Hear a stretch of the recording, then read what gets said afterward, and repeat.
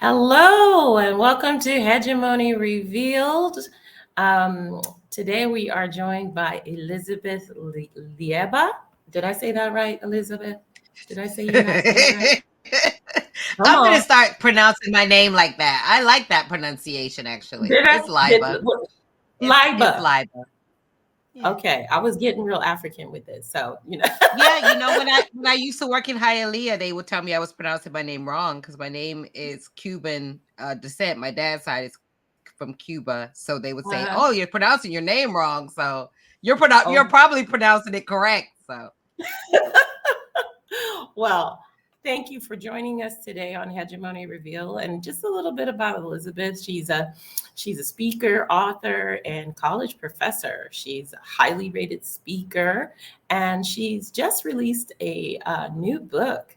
Of work about workplace culture called "I'm Not Yelling: A Black Woman's Guide to Navigating the Workplace." And as a college professor with more than 20 years of experience in higher education. So we are really excited to have her on here. And three lucky people on this live will get a copy of her book for free. So please comment and uh, and let's see who's lucky.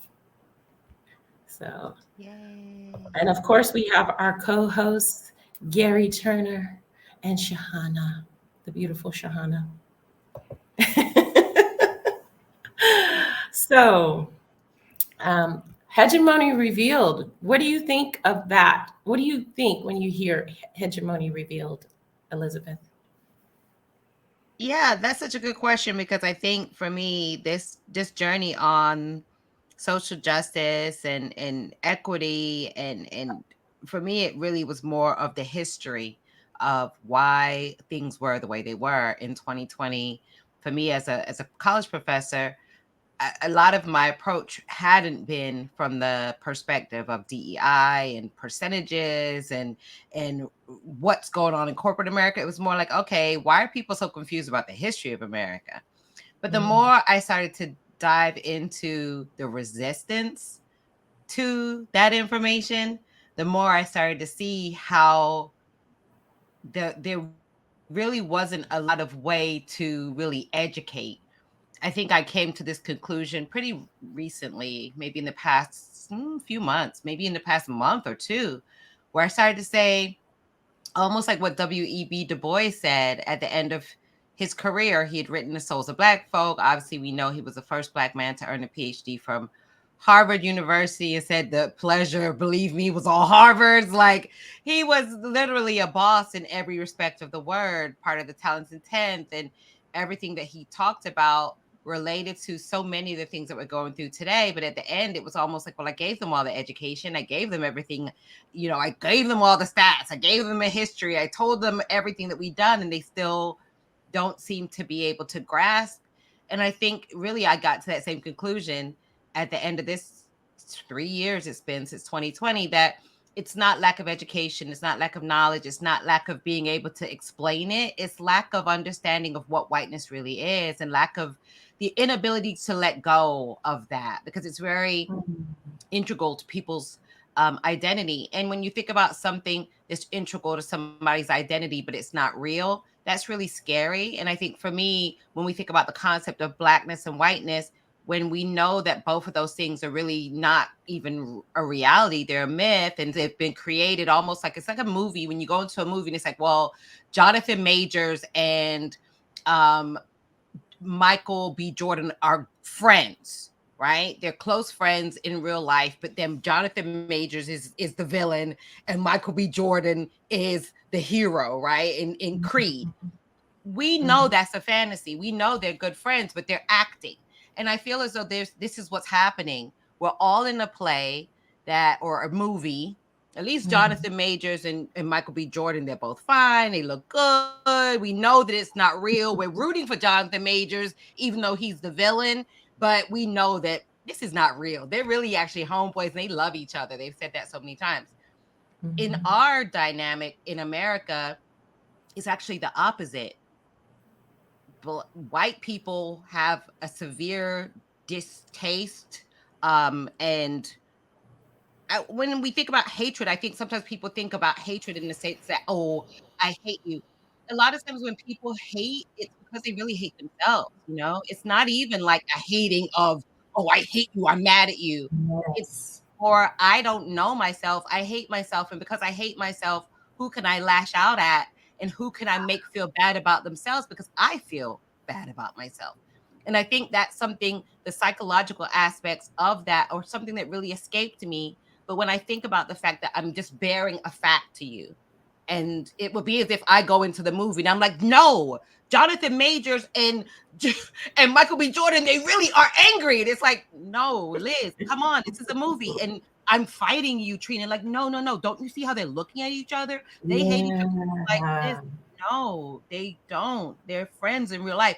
That's what we're battling. We're battling where we're like, these are the facts. This is what's happened to Black folk in America. This is slavery. This is segregation. This is the impact. This is what has happened by law. You did not want Black people to have rights. You said, okay, you don't want to be a slave. Now you have to live in a segregated area. I don't want you among me. And since you're not, I don't own you. Now I'm going to disenfranchise you. You can't vote. You can't live near me. You can't get a job. If you do get a job, I'm not going to pay you. If you do get paid, you're not going to get paid the same amount. I'm going to do everything in my power to destroy your ability to be and actually function because you don't want me to own you. And I think that's what gets escaped. It's almost like, well, all this just happened by accident. Nothing this nefarious, nothing this destructive, nothing this repulsive and disgusting happens by accident. It's very purposeful. And I think I taught American history, I taught 8th grade history. And a part of what also is frustrating for me is, as a history teacher, as American literature teacher, I've seen as a college professor what's in the textbooks. And the textbooks they were jolly in the fields, working and, whistling along. And they were treated very fairly well, considering they came from a hostile jungle. We civilized them, gave them a chance to pull themselves up by their bootstraps, and they went on to get freedom and live the American dream. This is wonderful. This is in textbook. So when you have somebody that is attempting to give people like that's actually not what was happening, it becomes this cognitive dissonance where it's like, Liz, for real, they're friends in real life. Like Jonathan Major doesn't hate Michael B. Jordan. I'm like, no, I saw them punching each other. It's like I'm deluded because I'm looking at something that is literally a fantasy, and I refuse to let that go. And that's what's happening. We have an American society, generation after generation after generation, that has been told a story, a narrative that is a myth, and they refuse to let it go because it speaks to the heart of who they are and what they are, and they don't like it. They don't want to come to grips with it. They don't want to see it. They don't want to acknowledge it. All they want to say is, let's start from today. And we all know in any kind of relationship, it's abusive. If someone tells you forget the past, let's start from today, that is impossible because you have to reconcile the past so I can trust you and know that we'll move forward. And I won't hold negative feelings against you if you just admit what's happened. And we all know when we think about a relationship, if someone says, hey, I'm sincere, I messed up and I'm going to change moving forward. Well, these are the things you need to change. And this is what it would take for you to make me whole. And then you have to check in with me and I need to see that you're actually committed. If someone hasn't done that, typically most of us will say, well, there's no hope for this relationship. Because if you haven't reconciled with what you've done wrong and you're not even admitting it, then I can't trust you. And what Black America and other people of color and other people that have been marginalized, decimated, genocide, rape, kill, maim, everything that you could think of, are being asked to say, well, I did all that up until yesterday, but trust me today, and I do have your best interest in mind. And that is just not true. Thank you. Oh, wow. You dropped so many truth bombs. Sahana, Garry, you want to jump in and further the conversation? I have a million things going through my head after that, but I really do. So, um, yeah. Yeah, exactly. A million things going on in my head. And so very hard hitting is not even the word because the truth behind it The truth that just goes unacknowledged because it makes a handful of people uncomfortable. It's like white children, and I don't live in a white country, but we've been colonies of a white nation, right? I'm from India. I'm in Mumbai, and we were colonized for 250 years, and we were known as natives. Of course, we are natives. We are from this land, so of course we are natives of this land. Till the foreigners came in, but apparently native was derogatory. I don't know why. But that apart, it's almost like history can't be taught in reality in the way it really happened because a handful of people must be kept comfortable. What does that mean? White Mhm. children can't learn about us, about India, about Africa, because it will make them uncomfortable. But the Indian children, African children could go through it. Mhm. The, Mhm. the Canadian natives, the first people, could go through it. They were killed for not attending Christian schools. Mhm. We were the savages, the heathens, the faithless, the I don't know what else. But so the whole thing, the construct that has come up today, and I'm sorry to say and admit that India is part of that construct, not only from having been colonized, but we, from thousands of years prior to colonization, there is a caste system in India, which is inherently supremacist, divisive, and disenfranchises those that don't belong to the so called upper castes.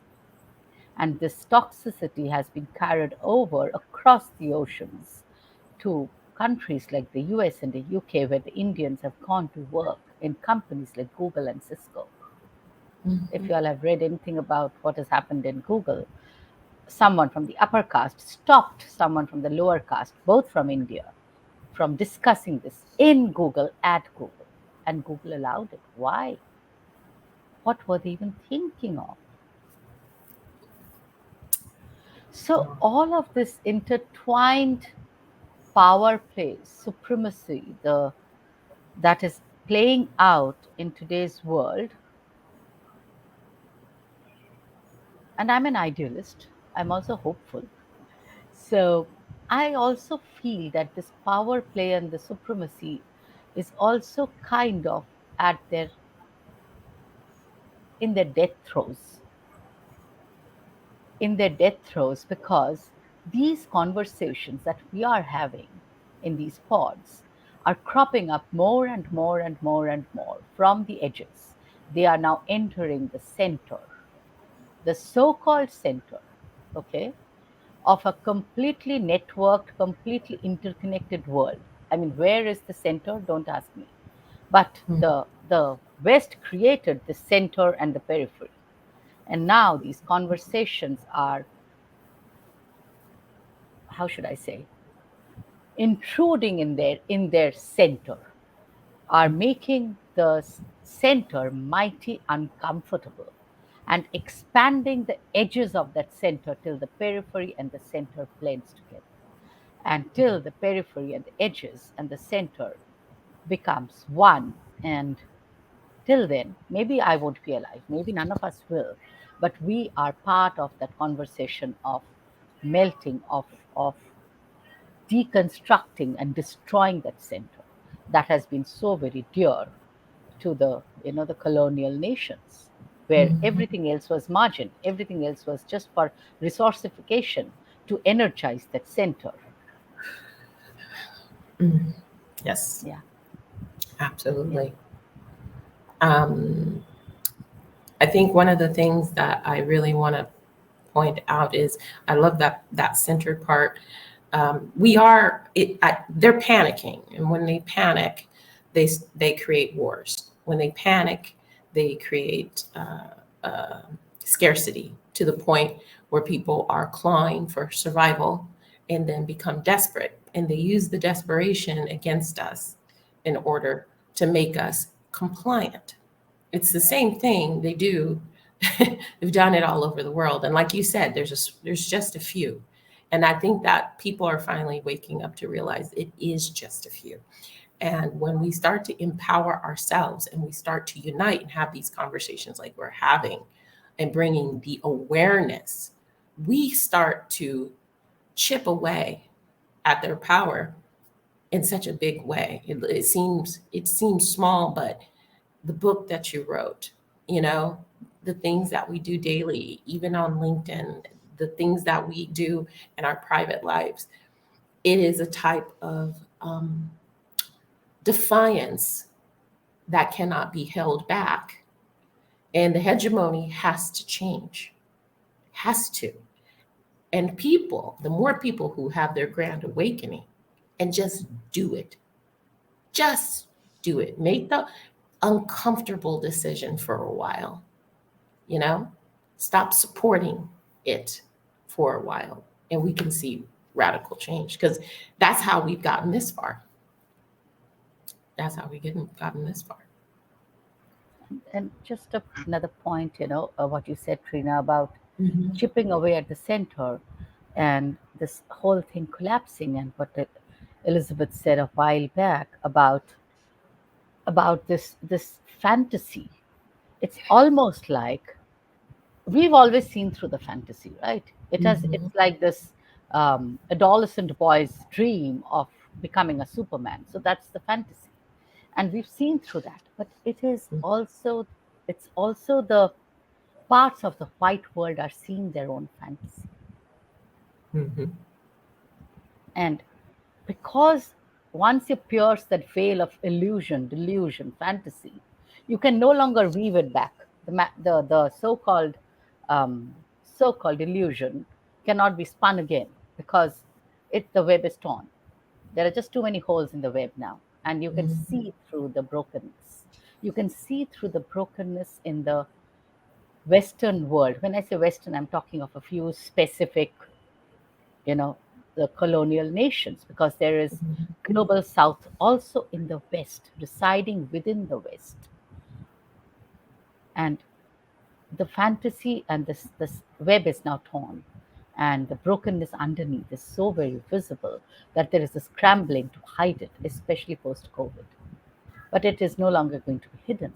And that Yeah. makes conversations like these not only so much more powerful and necessary, but it's almost like we are ringing the death knell. And I do believe we are. Mm. Ever hopeful Mm. idealist that I am. Mm. Mm. Trina, I'd love to chip in if I may, because this for me, Elizabeth, abuse, letting go, discomfort, like this is such a felt experience, right? We're so used to not feeling in the West, right? Colonialism in itself has been about suppressing feeling, right? The overarching thing is, how do I dehumanize other humans so they cannot feel? Because I'm hurting so much inside that I don't want you to feel, because otherwise then I'll have to feel. Like, it all comes Mm. back to this depth of feeling for me. And when I just this it is a harrowing conversation and also a beautiful potential conversation that we're having, because I'm just going to finish up. I don't want to take up much space 'cause I'm just loving being with you, and I want to learn and listen, and I don't want to be the white guy that takes up too much space. But what I do want to share is some very real life examples. Okay, right now in corporate Europe, the incredible difficulty for me to get white human beings to look beyond gender for their DEI initiatives. It is so damn impossible for me as a white man to get my peers to look beyond gender. Like, that's how terrified people are of, Mm. like, not being in control, but not being in Mm. control of what's outside of them, of having Mm. to feel what's inside of them. Mm. And Yes. I don't know, I'm curious how we create the conditions. Because for me, there's something about in the West, we don't have time. Too many people are being slayed, too many people are still oppressed to wait and meet people where they're at. Like, I can't wait for people to be met where they're at. We need to, Mm. like, get beyond that. I don't know if it's shock and awe. I don't know what has to happen, but in the West, we need more than just meeting people where they're at. And I'm on a mission in my own small baby way to try and get beyond meeting people. So yeah, I just wanted to bring to life some real life examples in corporate Western world as to like, even if we are conscious, even if we do want to make a difference, that hegemony is so entrenched. They're so afraid of feeling. And I want to emphasize feeling. It's not about money. It's not about any of that. Like we print money at will, right? It's not about money. It's about desire and want and will. And I'm curious what it's going to take. Like, how much pain do those people have to feel before we see change? I don't know. But I'll throw it back into the space, and thank you. Elizabeth, you want to? I think that's such a good point, because it isn't necessarily money. When you think about people that are broken inside, they don't know who they are, they have a lot of trauma. Money is just, it could be pebbles, it could be marbles, it could be drugs, it could be sex, it could be depravity. When we think about the destructive nature of whiteness everywhere it goes, when we think about colonialism and imperialism, has raped, killed, murdered, maimed, tortured. I mean, anything that you could think of. If you think about the depravity of raping so much that somebody got to have 15 children and then you sell them all. Or if you think about the fact that you raping somebody in front of their, if we think about this, it's human trafficking. And this idea that this was happening not a million years ago in dinosaur days. This was happening 5 generations ago. So you have people that their great grandparents were enslaved. Paul Robeson, when you think about people that are well known, Paul Robeson, a great opera singer. I just posted on LinkedIn actually a video of his. He said his father was a slave. So he was born in the late 1800s, and we can think about the idea that this is not something that is so far in the past to the point where people have not had great grandparents or grandparents that were a generation out of slavery. So all of this destruction, it for me, I feel like there is a feeling, but it's also the fact that there's something so deep seated and so deep rooted that has to be addressed, and that whatever that hurt and pain is has to be uprooted and unrooted and laid bare. And I think for a lot of people that are victims of abuse, it thrives in silence. It thrives in the idea of, I can't shame the abuser. I can't tell the abuser what's going on. These kind of conversations can't happen because then the abuse will get worse. I don't have anywhere to go. So if you think about someone that's in an abusive situation, when we go back to the history of American chattel slavery, it went from 1600s up until 1865, quote unquote, emancipation, another 150 years of segregation and prison industrial complex, starting with the chain gangs and everything else, 13th Amendment, which really, in a sense, made it worse. Because now I don't got to treat you well. I don't own you. You're not $1,000. You're nothing to me. I can just go get another one of you and plant drugs on them or give them. And when people say police don't do stuff like that, I've seen police do stuff. People that don't have regular contact with the police will always say police don't do that. But I'm like, I've seen police with my own eyes do things. I know people that said the police frisked me and stole money. I remember, never forget one guy, he said, the police frisked me and they stole $20. And it was just the insult of, how dare you, like $20? What? But they do it because they can. So we've had this history of 400 years of all this depravity coming from one small group of people that felt like they could. And we don't have the psychiatric knowledge or power to really figure out why they're doing this. All we know is that it's happening. And when you're getting, Garry, pushback from people in your space that are saying, well, we can talk about white women because we want women to get in here. And we know that white women have typically been the recipients of most of these DEI initiatives, because white women have been the handmaiden and the ones that have helped with this. So obviously it would be fine. They wouldn't have any issue with getting white women in there, because if we think about the white women that were slave owners and owned enslaved Africans, 40% of them did. They were not these just in the house, didn't know what was going on. Who as a wife can say they don't know what their husband's doing? You have no idea. You're clueless. Even me as a wife, if my husband was doing something, there's no way I didn't say, that doesn't look right. Something does not add up. As a wife, you're not just sitting there, la, la, la. You don't know what your husband's doing. Children are popping up. They're mixed 15, 20 kids are showing up and they all look white. And you're like, oh, how did that happen? It did not. The Confederate women of America were the ones that raised all the money to put up the Confederate statues that we see all around America. They lobbied for textbook writers to include that it was the lost cause. So it makes perfect sense. When we think about the microaggressions, a lot of those come from white women. So the idea that white men would be okay with having white women in these spaces, of course they would, because white women are not going to push back. White women are clapping.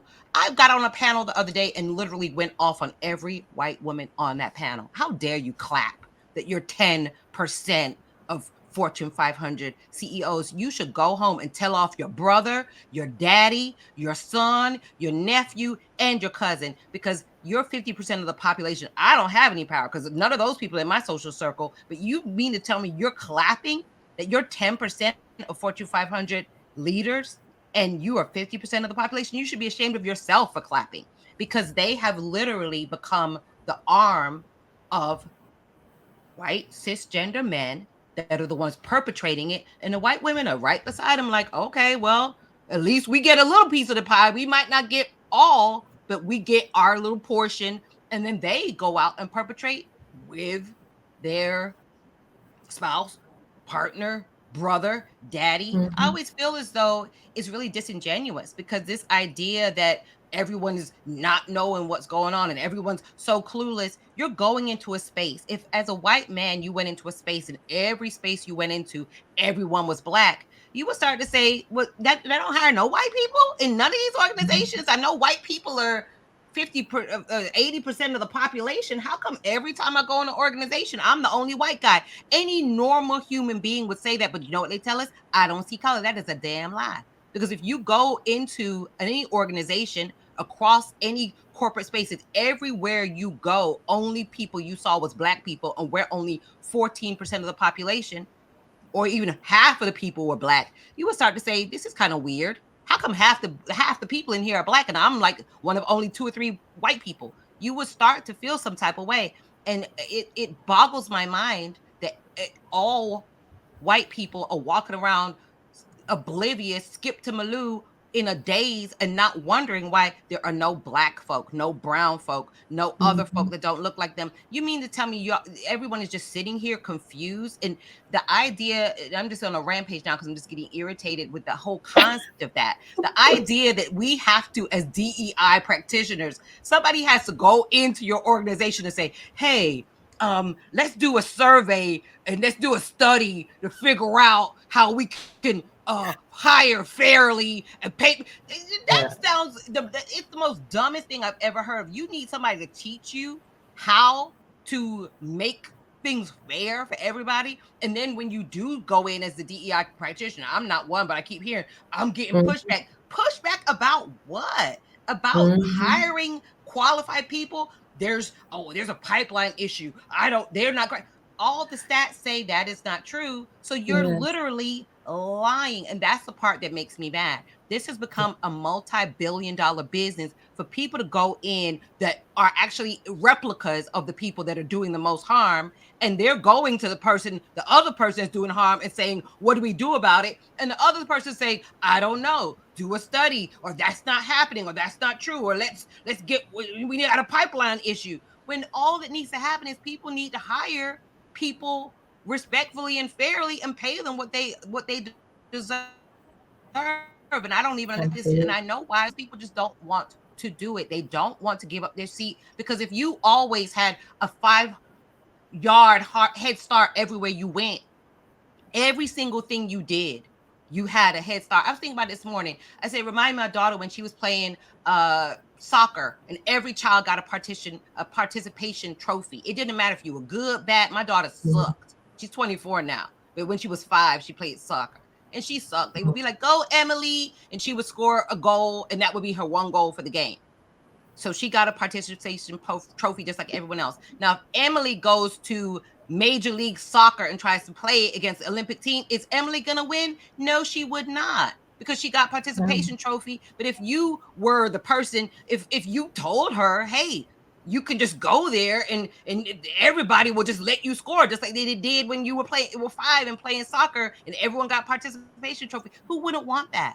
Who wouldn't be like, I get to go to the Olympics and play with all those people, and they'll just clear the path and let me score, and I'll get an Olympic gold medal just like everybody else? Of course she would say she would want it. And that's what's happening. Everybody wants to continue to take advantage and get unfair. And then they're saying, no, but I scored, I'm an Olympic, but that would be like my daughter saying that I'm an Olympic soccer player just like everyone else. No, you're not. You sucked. So it's this idea of you don't want to admit that you suck. You don't want to admit that you don't. Just say that you don't like competition. Just say that you don't want it to be fair, and be honest. Stop saying you can't find people. It's annoying. That is absolutely true. Thank you, Elizabeth. I know I want to talk so much more, but it's like I go on a rampage sometimes when I think about how silly that is. No, well, it's kind of infuriating, the cognitive dissonance of the people, and you wonder what it is. I have my theories. I've brought them up. It could be genetic. It could be there's some, yeah. I mean, we have epigenetic trauma, so it would stand to reason. Right, of course, and I think Europeans who went through the medieval times have their own epigenetic issues, because it was a brutal and ruthless time. Yeah. And I sometimes wonder what would have happened if they would have stayed where they were. They should have stayed where they were. What were they doing there? Oh, you guys were doing slavery too. How do you know? You shouldn't have been there. And that's another thing that irritates me. It's like you came to somebody's country, India, Africa, everywhere you went. Well, y'all were doing such and such, so we came in to right the right. No, you didn't, sir. You came there and just caused a whole bunch of commotion, and we're supposed to be okay with that and say, "Oh, that they actually caused more commotion than it actually was, because the concept of slavery is so much different around the world than it was with chattel slavery. Don't tell them that, because they'll get mad. I know they immediately go to, well, you had slaves. Well, yeah, but they also married them. That's the Trump card. You had slavery too. Yeah, and integrated them into their society and culture and built their armies with them. They became a part of the tribe. They didn't get beaten, emasculated, raped. It wasn't like that. I'm not saying it wasn't like that sometimes, but I'm just saying. Yes. Yeah. So different concept. Yeah, it's a different concept altogether, but that's what hegemony does. Hegemony is about gaslighting. Hegemony is about blatant lies. Hegemony is about staying in power and also projecting the fear of what could happen if other got equality. And that's where we need to end this. We need to stop. They need to stop projecting their concepts of ideas onto other groups who have no history of that type of brutality. If we were like them, they wouldn't even exist. If we were that's what I always say. If we were like them, well, the fact of the matter is the reason we're in these situations because we're very kind. Yeah, unfortunately, even though they say we're savage and barbarian, everywhere they went, they were welcomed, or they wouldn't have been able to do what they did. And that's part of the problem too. We actually have always been kind. There's no history of Indian people mass murdering white people. There's no history of African. When we raping when they came to Africa. Did they get raped when they went to India? Did they get killed when they went to India or Africa? No, we were like, hey, we got some resources here. We can share some with you. And what did they do? Christopher Columbus. The Indians are bringing gold. I wonder where the mines are. They're bringing such a little bit. They seem so docile. They would be easy to conquer. Let me rape this 14-year-old. Not a relationship, not a love affair like Sally Hemings and Thomas Jefferson. That's called molestation, pedophilia, and rape. And this all goes back to people just wanting to do whatever they want with no consequences, no fear of retribution, because it's this idea of whatever I'm doing because of my skin, I have free reign and everyone else is at my dominance. And that is the problem. And that continues up until today, always in other countries' business, but everything is falling apart in your household. You cannot as a regular normal human being, me, if my household is in disarray, I'm not coming to your house, Trina, to tell you how to run your house, because I need to get my own house together first. And that's another part of colonialism and imperialism that is super irritating. It's like constantly wanting to dominate and tell other people what to do, and you don't even have your own stuff together. Well, they know they don't have their own stuff together. It's all about objectification for production and profit, and that's what it's always been about. So, gosh, that went by so fast. Yeah, because I went on a rampage. I think Garry got me mad when he said he was getting pushback. This was the highlight. Pushback. I'm like, I got the answer for why you're getting pushback. Thank you, Liz. Yeah, they want to get people in there to help them with their chaos. Well, the thing is we're here on this live. We're here on Hegemony Revealed to speak truth to power. And so you did that beautifully. You did that eloquently. You did that powerfully. So yeah, that's why we had you on the podcast. So no apologies. And thank you. Trina, they would never ask me back. I just went on a. No, that's not true. That's not true. Not true at all. Not at all. We'd love to have you back. Whenever you want to get on, you let me know, and we'll have you on, because usually it's the three of us. It's always exciting to get another perspective, to get another energy in there. Yeah, me too, because I think this is what it's about. And I think Sahana said it so well, this idea that these conversations have been being had in little pockets. Mm-hmm. 2 years ago, I got a lot of pushback because I was posting about Jamaican history and India and indigenous folk and globally Caribbean, and people were like, you're diluting Black History Month. This year, when I posted about the hip hop and Indian dance mashups and the Panamanian culture, the Afro-Mexican, the Afro-Indigenous cultures all over, people loved it, because I think people are starting to wake up to the idea of this global majority stronger together, and how we as a global majority, the internet, I think, has opened up our eyes in a lot of ways, especially since the pandemic actually kept going.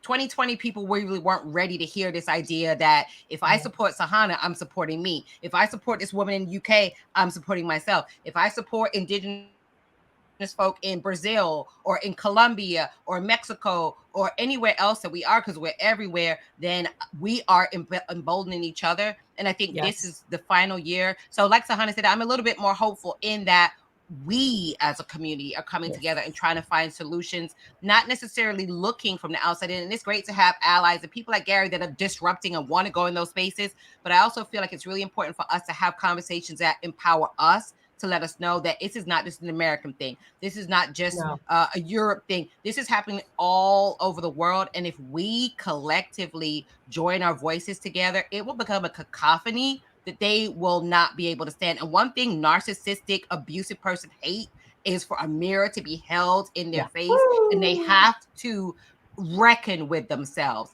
Look in the mirror. This is what you are. And that's why the death throes and the, oh my God, those gasps were coming, because a narcissistic person, once you've taken that mask off, they go ballistic. And I want them to go ballistic, because being ballistic means that now you're facing the truth, and you have to, and we're all looking at you. Let that shame come to the surface. You need to be ashamed, because what you've done, when we think about Sahana saying what makes them feel bad, this is not for children to feel bad. As an educator, I don't think any educator that is worth their salt would ever go into a classroom and want a white child or any other child to feel bad. But the fact of the matter is, history is ugly.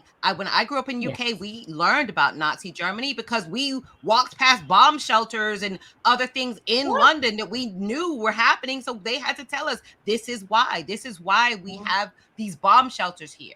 So the idea that we're not informing children of what has happened, there is a lot of truth. It's this idea that's why in Germany they have the monuments, and you can't say there wasn't a Holocaust, because they don't want it to happen again. We're going to say slavery didn't happen, that it was happy. Yeah, Germany actually has been doing a very good job as far as retribution and talking about the history of their country, and I think that's why they have taken off as a country culturally. They still have issues with neo-Nazis. I lived in Germany and I was one township away from a neo-Nazi headquarters. So yeah, it's still there. But the more that we expose these things, the better. Anyways, Yeah. we have to wrap up now because I've already sent a message to my client. I'm running late. I'll be I'm there. sorry. I'm so Liz went sorry. on a rampage. I usually give a little bit. I usually give a little bit more space in between my clients, but this time I'm running late, Oh and my God. I think Sahana should wrap up because I'm sweating. Yes, Sahana, please wrap it up. Oh, this is amazing, amazing, amazing. And you know what all of you said, and especially Elizabeth, Trina, you said, this hegemony is finally cracking. And what we are seeing, and it's one of my favorite lines, that we've been run for centuries, at least 3, 4, 5 centuries, by a single monomyth, a monomyth fantasized by a handful of white European men running the show who dreamed of running this world their way. But now that monomyth is shattering, and all the terms that were used as gaslighting, like meritocracy and capitalism and neoliberalism, what was liberal about it, we still don't know, right? And all of those terms that have been successfully used to gaslight generations and keep hidden the ugliness that actually infused this entire power play on the surface is now falling apart. And we can literally see for ourselves that a very diverse, very pluriversal planet of humans and beyond humans and more than humans cannot be run by one single toxic myth. And that myth is gone, shattered. And we are creating the new stories together. It's no longer Africa and India and Caribbean. It is us together creating the stories. All right. Okay. Thank you, everybody. Let's log off. Have a great rest of your day. Thank you again, Elizabeth. And like I said, 3 lucky people on this live are going to get a copy of her book. So it is random. So no favorites. So we just gonna close our eyes, keep the name, and so if you commented, you're probably gonna get a copy. So thank you again, everyone, and have a good rest of your day. Bye. Bye. Good to see you all.